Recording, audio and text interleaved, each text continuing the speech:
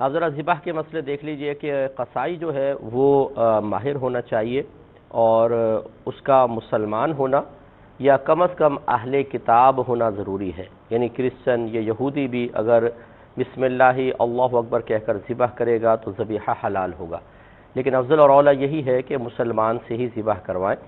ہاں، اس مسلمان کا باوضو ہونا، باغسل ہونا کوئی ضروری نہیں ہے. اگر وہ بالفرض کوئی حالت جنابت میں بھی ذبح کر دیتا ہے، جانور ذبح ہو جائے گا. جانور کے حلال ہونے سے یا ذبح کے صحیح ہونے سے طہارت کا کوئی تعلق نہیں ہے یا ناپاکی اس راہ میں رکاوٹ نہیں ہے. لیکن بہتر یہی ہے کہ آدمی باغسل بھی ہو، باوضو بھی ہو. مزید اس کے مسائل عرض کرتے ہیں لیکن ایک مختصر سے بریک کے بعد. خدمت میں عرض کر رہے تھے کہ قصائی کا مسلمان ہونا افضل اور اولیٰ ہے. بہت بہتر ہے کہ وہ با طہارت ہو، یعنی غسل بھی اس کا مکمل ہو اور اس نے وضو بھی کیا ہوا ہو. لیکن جیسے آپ کو بتایا کہ قربانی کے لیے یا جانور ذبح کرنے کے لیے طہارت شرط نہیں ہے، لہٰذا اگر کسی نے بے وضو بھی جانور قربان کیا بلکہ حالت جنابت میں بھی کیا، جانور بالکل حلال ہو جائے گا. یہ ذبح صحیح ہے. اور اس میں یہ بھی ایک یاد رکھیں کہ مرد عورت کی کوئی تخصیص نہیں ہے.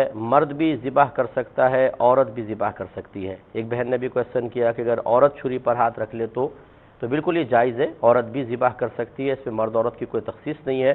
اس طرح اس میں نابالغ بالغ کی تخصیص نہیں ہے. ایک نابالغ بھی ذبح کر سکتا ہے بشرطے کہ سمجھدار ہو.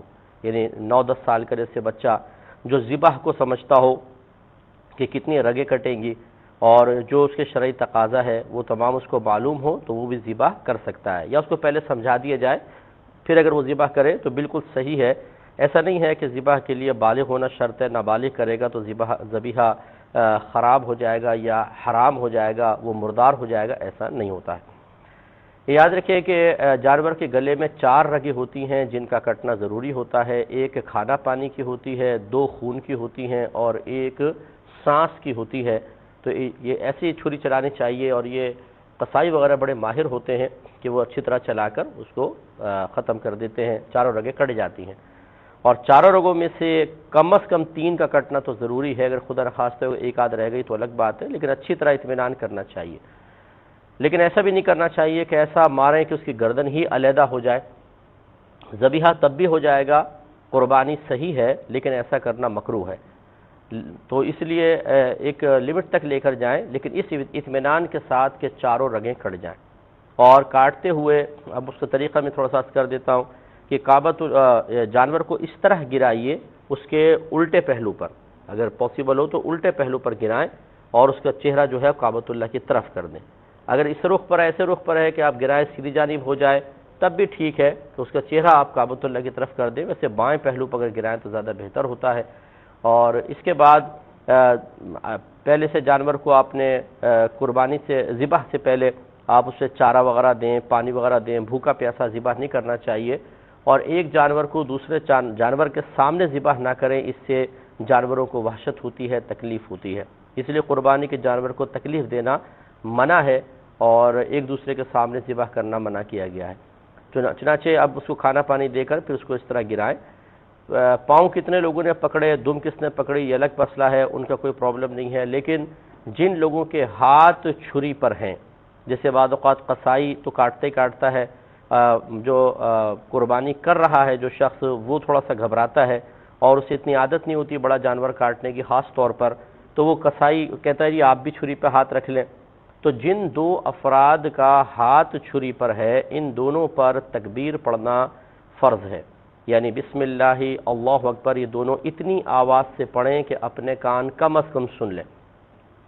اگر دونوں کے ہاتھ چھری پر تھے اور قصائی نے سوچا کہ جی مالک نے پڑھ لی مجھے کیا ضرورت ہے، یا مالک نے سوچا قصائی نے پڑھ لی یہی کافی ہے، تو یاد رکھیں کہ جن کے ہاتھ چھری پر تھے ان میں سے ایک شخص بھی جان بوجھ کر بسم اللہ اللہ اکبر نہ پڑھے تو وہ جانور مردار ہو جائے گا. فقہ حنفی کی روشنی میں یہی ہے کہ جس نے ذبح کرتے وقت جان بوجھ کر اللہ تعالیٰ کا نام ذکر نہ کیا، یا اس طرح کی کوئی مصلحت تھی کہ چلیں جی اس نے پڑھ لیا میں کیا کروں گا، یا پڑھائی نہیں یاد تھا لیکن جان بوجھ کے نہیں پڑھا، دونوں صورتوں میں وہ جانور مردار ہو جائے گا. اس لیے اتنی آواز سے پڑھنا ضروری ہے، اتنی آواز سے تکبیر کہنا ضروری ہے کہ آپ کے اپنے کان اپنی آواز کو سن لیں. لیکن جیسے میں نے آپ کو بتایا کہ جتنے لوگوں نے پاؤں پکڑے ہوئے ہیں یا دم پکڑی ہوئی ہے، سب پہ یہ تکبیر لگانا لازم نہیں. جو فعل ذبح میں شریک ہیں ان دو کا یا ایک آدمی ہے تو ایک کا بسم اللہ اللہ اکبر با آواز بلند کہنا ضروری ہوتا ہے. تو تیز چھری سے کریں، ایسا نہیں کہ بھونٹی چھری ہو تھوڑا سا کاٹ دے اور پھر بیچارے کو تکلیف ہو. اچھی طرح تیز کر کے پھر ذبح کریں اور چاروں رگیں کٹ جائیں، اس کا اطمینان کریں. اس کے بعد ذرا جانور کی روح نکل جانے دیں. بعض اوقات قصائیوں کو جلدی ہوتی ہے، بھی جانور ہل رہا ہوتا ہے اور وہ کاٹنا شروع کر دیتے ہیں، خصوصاً بکروں میں. تو ایسا نہیں کرنا چاہیے، تھوڑا سا ویٹ کریں تاکہ اس کی روح مکمل طور پہ نکل جائے. اس کے بعد کھال کاٹنا شروع فرمائیں. بعض لوگ اونٹ بھی ذبح کرتے ہیں. ویسے تو اونٹ میں نحر ہوتا ہے، یعنی اس طرح کہ اس کو کھڑا کر دیں، پھر اس کا ایک سیدھا گھٹنا جو ہے اس سے رسی باندھ کر نیچے ایک پائے وغیرہ کے ساتھ باندھ دے تاکہ وہ ہل نہ سکے.